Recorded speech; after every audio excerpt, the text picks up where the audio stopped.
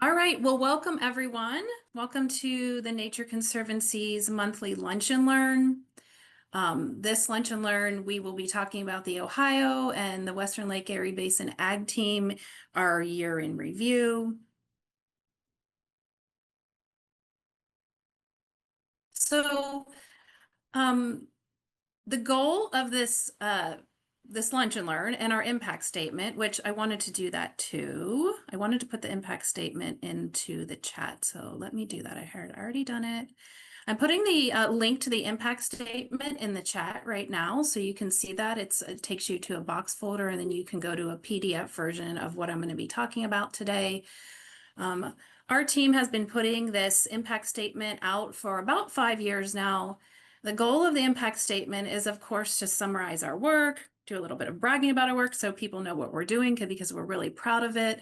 But the real intention, more importantly, is to find opportunities for partnership and collaboration. So we want people to read it or listen to this presentation, see what we're doing, think about, and this is for both partners and potential partners, to think about how their work might align with ours and how we would be able to work together in the future. So during this presentation, I'm just going to highlight this impact statement, what we've been doing. You are free to come off mute and ask a question or put a question in the chat. We'll have some time at the end too. It's really informal, but if something needs clarification, please let me know. And our staff is on the phone, is on the call here today too, so they might be able to help. Okay, before I start talking about that, I'd just like to talk a little bit of a big picture here. I'm giving a summary of what the Ohio and WLEB team is doing. We work at the Nature Conservancy as part of the Midwest Division and also as part of North American agriculture. And so thinking about our 2030 goals for regenerative crops and grazing, for crops, it is to enhance the outcomes from 50% of the U.S. crop acres through infield and edge-of-field practices. And then not as applicable in Ohio, but of course important for our country, is improving and protecting 240 million acres of grazing lands through improved management. And this is a really beautiful graphic of how the the Nature Conservancy views the regenerative row crops and our theory of change strategy, our strategies, the practices, and the outcomes. And just wanted to highlight our key strategies are the farmer advisors and service providers, engaging them. Corporate sustainability is leveraging market forces for corporate and social responsibility. Innovation, public policy, and then the farmers leading change, which I'll be talking a lot about today. And then another really beautiful graphic here that the Nature Conservancy has, advancing our edge of field practices. We all know that if we're working with farmers to improve their in-field practices, but even if farmers do everything right with our changing weather patterns, we want to create an ecosystem on the edge of the farm and outside the farm, which will help keep our watersheds and our environment healthy. Some examples are the riparian buffer, drainage water management, two-stage ditch, prairie strips, and wetlands.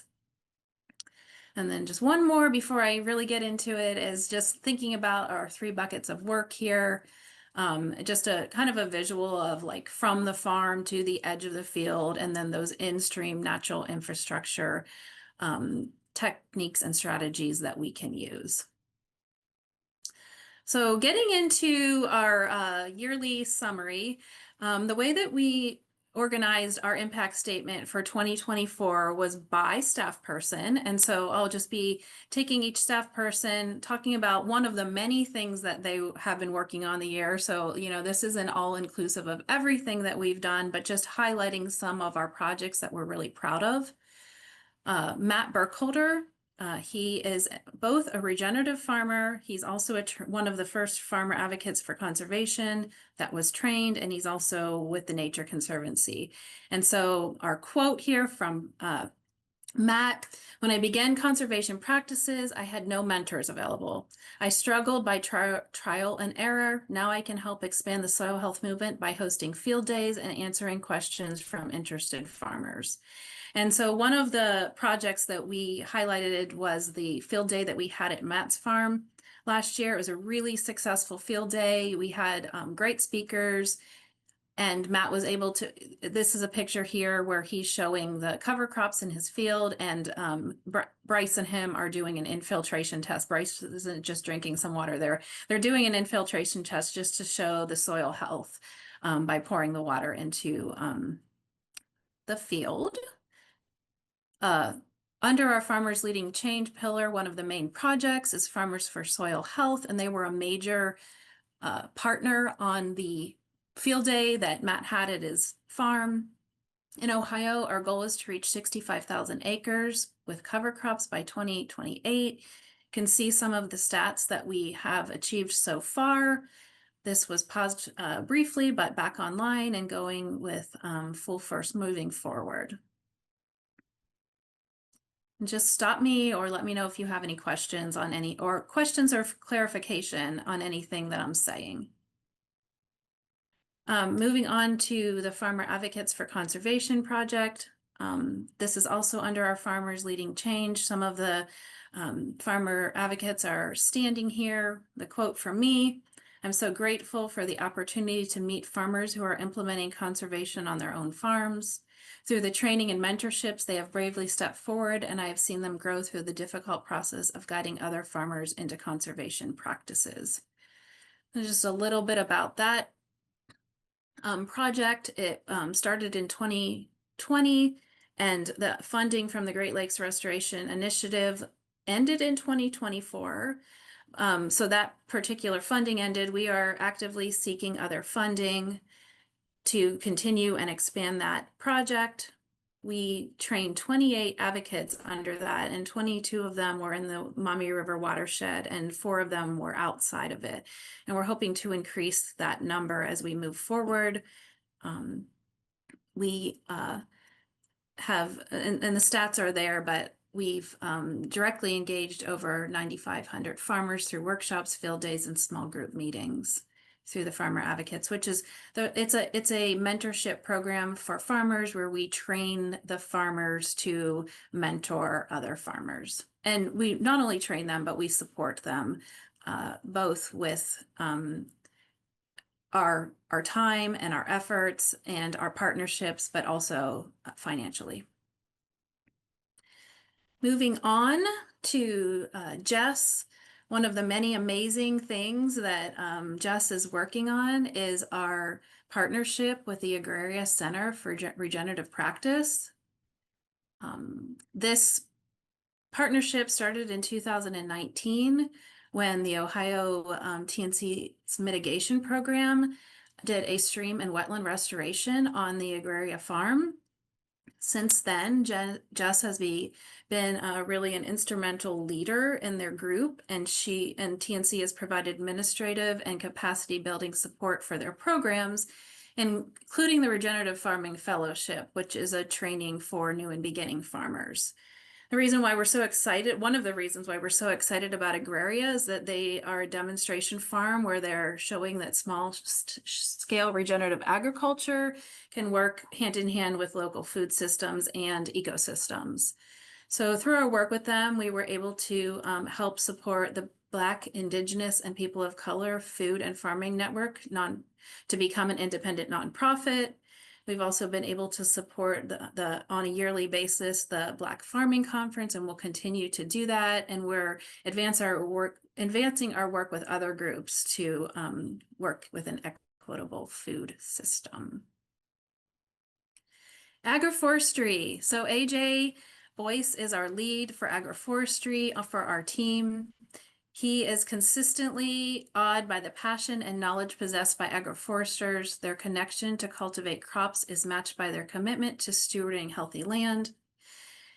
Implementing similar methods on a larger scale can revolutionize our food system through the introduction of diverse and nutritious foods that are sustainably produced.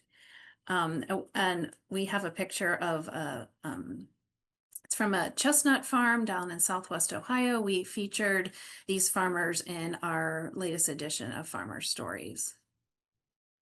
Just a little bit more about agroforestry in action. Both TNC and our partners were interested in continuing to support agroforestry practices in our area. The Nature Conservancy hosted a webinar that focused on agroforestry, and as a result of that, it led to the first in-person agroforestry summit in Ohio. And as a result of the overwhelming interest at that summit, we plan to continue to foster peer-to-peer learning opportunities around agroforestry and other regenerative farming practices. Chung is our edge of field expert, and we chose to focus on or feature the cascading waterway in Fayette County.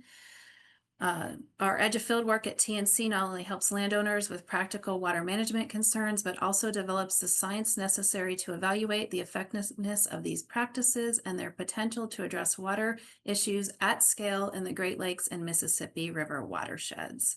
There's a picture of Chung there at the edge of field giving a talk, a little bit about the Fayette Cascading Waterway. There's an aerial photograph of it where you can see that the waterway has deeper pools in it. This particular project was 3,000 linear foot. Our partners were, of course, the farmers and the landowners. The US EPA 319 grant funded that. Fayette SWCD and TNC were part of that. And the cascading waterway functions like a series of steep steps to store and filter runoff. It's just one of the examples of the edge of field. I showed that graphic earlier that we promote and support in our area. And then Brent, the project that we featured that Brent was working on was we called it the PPP project. It was the private-public partnership project around phosphorus mitigation. The quote from Brent: "I love partnering with the researchers at Ohio State University and the participating crop advisors on this grant. Their wealth of knowledge when it comes to phosphorus mitigation and the potential for positive environmental impacts at the edge of fields. On the issue of legacy phosphorus, there's still a lot to learn, but I left this project feeling optimistic that we will continue to make progress on nutrient loading issues in the WLEB and beyond." A little bit of information about that project. Here's a picture of Brent with on a phosphorus filter, looking down into it. The partners on this were the Nature Conservancy, Ohio State University, private nutrient service providers, which was the real cool connection here, where we were working with those nutrient service providers and the landowners. It was USDA funded. The project focused on 12 legacy phosphorus fields that were identified by those nutrient service providers, and the farmer or landowner agreed to have some type of treatment. One of the main treatments was the phosphorus filter, which they did show a 40% reduction in phosphorus runoff when the phosphorus filters were applied. Other promising treatments for reducing the impacts of legacy phosphorus are drainage control structures and nutrient reduction wetlands. And one of the main findings of this is that, and this project is still happening. Ohio State's still wrapping it up, but the legacy phosphorus fields comprise only 5 to 10% of the fields in the watershed, but have a disproportionate impact on water quality. So really important to focus on when we're thinking about the larger picture of water quality. Okay, so one of the things that our team does really well, and that we continue to try to find new and innovative ways to do this, is meeting people where they are to catalyze change.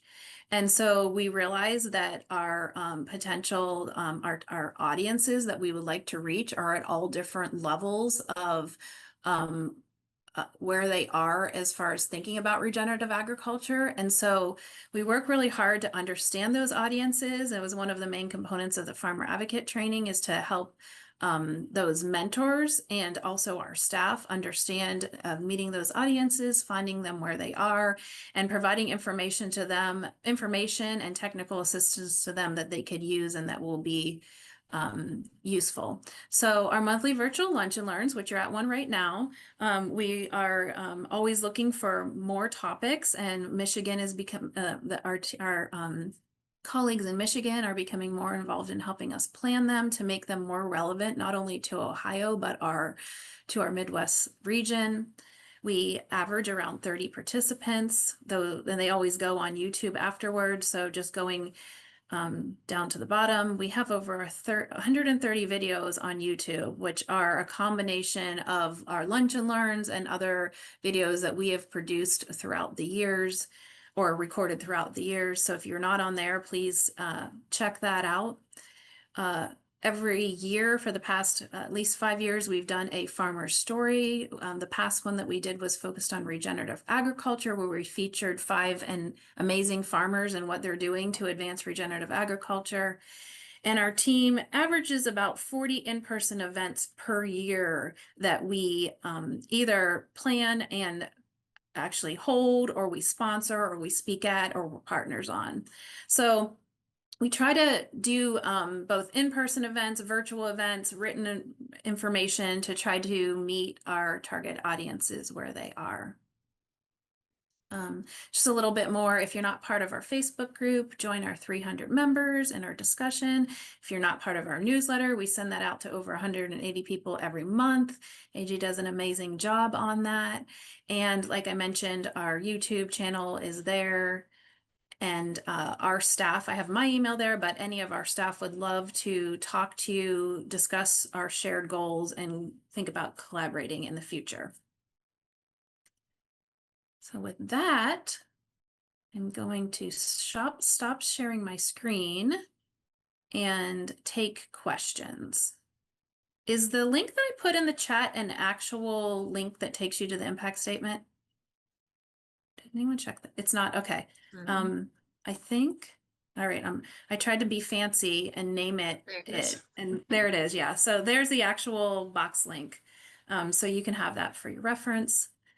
Does anyone have any questions, or also my fellow ag team members from Ohio, if you have anything that you want to clarify or add or change, I'm open to that.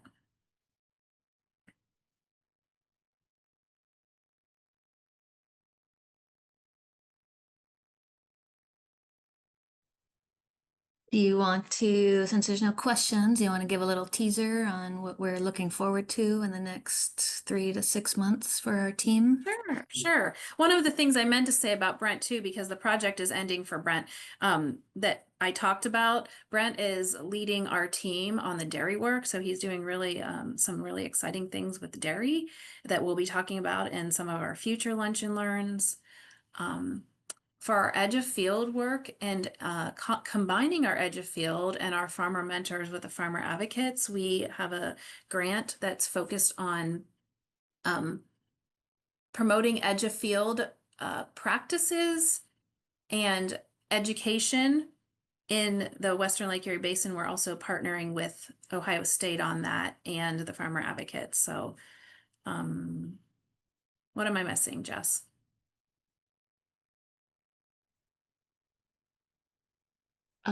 And a new advisory committee, is you got a new advisory committee for the farmer advocates, a farmer-led committee that will So be a this statewide Saturday, committee. yeah, thanks for bringing that up. So this Saturday, we've always been focused in the Maumee River watershed in Ohio and Michigan and Indiana, just because that's where the funding was. But as we continue to seek more funding, we are expanding. We have a meeting this Saturday with farmers throughout the state of Ohio who are interested in leading that. And so the part of our role is to facilitate that farmer-led group. And so we're modeling it off of some other states, trying to find something that works for the farmers in Ohio to create a mentorship program. The real goal is to have those mentors available for farmers who are doing either cover crops, other soil health practices, regenerative practices, edge of field practices, anything, agroforestry, to have those farmers who are doing them, who are experienced doing them, and having them meet other farmers where they are to help them with advice and support. Thanks, Stephanie. I just had a question. I'm always so impressed by your guys' impact statements. And I wondered if you could go through like when you put those together and who the audience is or who are you using that impact statement with? Yeah. Um, well, we try to have the impact statement summarize a yearly basis. So we went back and forth whether we were going to do like the fiscal year or year, but we decided on the year. So what I talked about today and the document that I have in the chat is really summarizing the work from 2024. At the end of the year, we've done it the same for quite a few years where we talked about our goals and then we talked about the projects that we're using to reach those goals and then giving stats of things and projects that we've done and some of the numbers to support that. This year we did it a little bit different, just we're trying to focus on our partners and our staff to just bring a people element into it. And so the timing of it usually is the first January, February, and March where we're putting it together and getting input from it. It drug out a little bit this year just because of the change in format. We had pauses in funding, other things that were just kind of staff changeover, not with our team, but with some of our communication staff, just trying to figure out all of that. Um, and getting them up to speed. But our target audience, so in the past, what we've done with it, we send it to our 800 people who are on an email. We also send it to potential partners who might not be on that. We have sent it to every soil and water conservation district in both our state and the Michigan and Indiana portion of the Western Lake Erie Basin. And then a list, like an ongoing list that we keep of other nonprofits and such that have similar goals to us. So our goal with that is to just make ourselves visible as a nonprofit in the watershed that's doing work and to help others see how they might be able to partner with us. So for this one, I tried to list the different partners because if a soil and water or another group is reading it, they might be thinking, oh, TNC is doing that too. We should be working together, which is what we really want to promote. You know, we don't want to be doing work that other groups are doing. We want to work together to move forward. So I hope I answered your question. Yeah, and then your marketing or comms team, they just kind of know it's an annual item that they help with, right? Or Yeah, transfer. and that's where there was a little bit of confusion because our state communication person changed, but our previous one, Jen Murphy, she helped me get started on it and really helped me figure out the format of how we wanted to do it. And then we did use a private designer to help go through the design process. So that wasn't done internally at TNC. It was done with some private money that we had to do that design work. Got you. Thank you. Yeah, we're still writing it now. We get some help from our comms staff, but we haven't gotten ChatGPT to write it for us yet. So we provide the processes, we provide input for each of the pages or each of the sections to Stephanie. Stephanie puts it into the format, and then we kind of do some of the word editing. And then once we kind of have the wording down, we put it into the design format, and then we kind of look and see how it fits with the design and kind of do the final edits from there.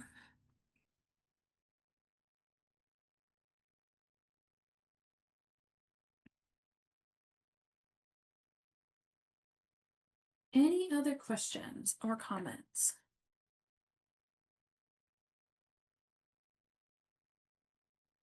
All right, well, we appreciate you taking the time over your lunch to join us. Oh, go ahead, Jess. One more thing, since this group, I think a lot of these folks tend to come to the lunch and learns. Do you know what our next lunch and learns for August will be yet?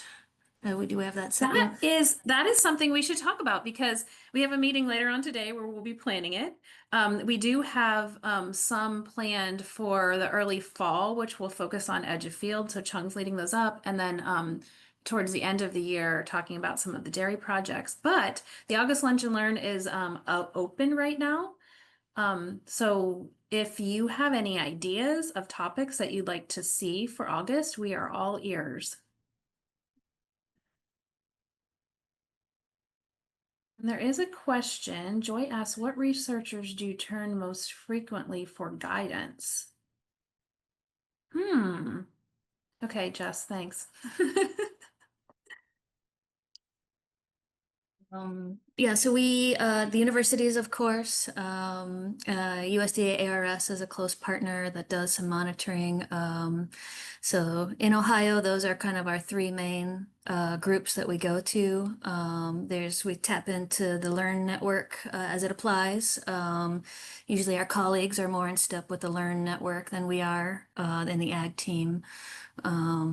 But as we go to other states, we just kind of pay attention to, Purdue, Michigan State, so the universities that are doing relevant research in agriculture and water quality. Heidelberg